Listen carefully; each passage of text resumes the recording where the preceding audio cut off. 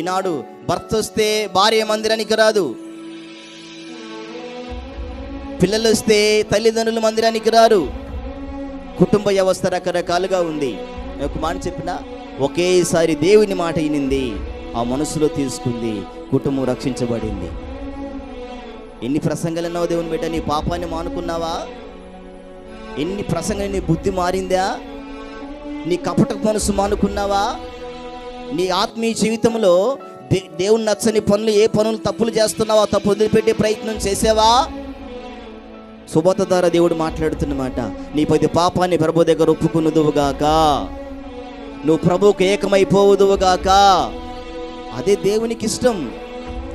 వేరు లోతులోకి నాటబడితే, మళ్ళీ చెబుతున్నాను, విశ్వాస జీవితంలో పాపానికి చోటుండదు. వాక్కు శక్తి కొరకు ఆశపడతాడు. తనలో వాక్యం పనిచేస్తుంది. తనలో వాక్కు శక్తి కొరకు సంపూర్ణంగా ముందుకెళ్తాడు.